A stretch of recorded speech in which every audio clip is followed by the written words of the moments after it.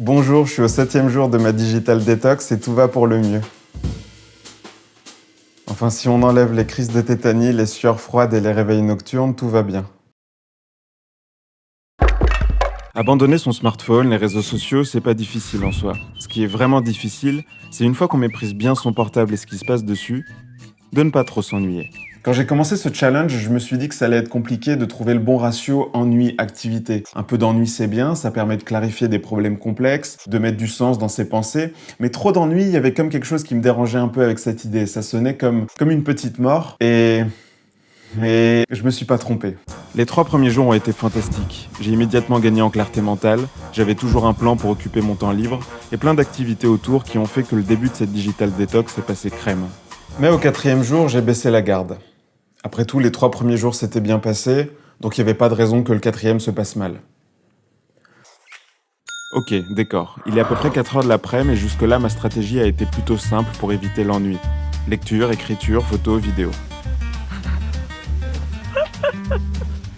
Je prends mon bouquin, je commence à lire, et impossible de rentrer dans l'histoire. Donc je me laisse pas abattre et je prends un autre bouquin. Même chose. Sauf que cette fois, j'ai l'impression que les phrases me résistent physiquement, tu vois. Pour rien te cacher, je commence à me tendre un peu. Donc pour faire redescendre la pression, rien de tel qu'une petite méditation. Il regarde pas. Il écoute rien, il progressera jamais.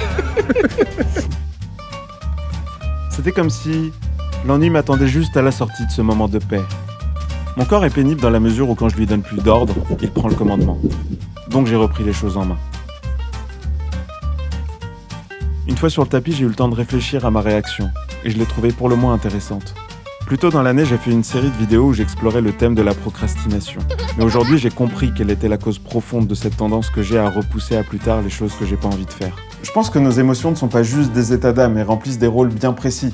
La peur nous prépare au danger, l'angoisse nous prépare à des situations inconfortables. Il semblerait également que l'ennui occupe des fonctions essentielles pour l'être humain. Notre vie prend une dimension particulière dans le contraste. Notre sentiment du beau est exacerbé par ce qui est laid, la souffrance permet la joie. L'action suppose le repos, l'éveil, le sommeil. Et tu es une créature, oui, tu es une créature, qui s'épanouit dans cet équilibre. C'est un peu l'histoire du yin et du yang, non? Une histoire d'équilibre où les opposés deviennent complémentaires parce que l'un ne peut pas exister sans l'autre. La procrastination est un effet, et comme tous les effets, elle est produite par des causes. Et une des causes, c'est cet objet. C'est l'objet le plus fascinant, le plus captivant du début du siècle. C'est une technologie incroyable. Vous avez cinéma, communication, jeux vidéo, le tout dans un objet minuscule. Je te propose juste une image pour clarifier mon raisonnement. Bon, d'abord, j'espère que tu n'es ni intolérant au lactose, ni vegan, ni psychorigide.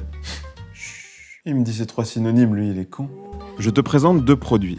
Le meilleur cheesecake de Lyon et une pomme. Et ensuite, je te demande de choisir quel produit tu vas manger. Ton choix est vite fait? Je sais.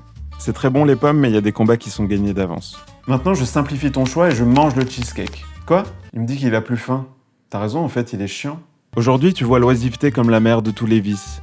Mais je te propose un changement de paradigme, parce que c'est aussi la mère de toutes les vertus. Là encore, c'est juste une histoire de contraste. Si tu as le choix entre un cheesecake et une pomme, tu vas aller vers ce qui est le plus appétissant pour toi et choisir le cheesecake. Mais maintenant, si tu n'as que la pomme qui est disponible, tu choisiras la pomme. Et de la même manière, si tu as à choisir entre une tâche qui demande un effort cognitif et une distraction facile, tu iras vers ce qui est le plus accessible pour toi.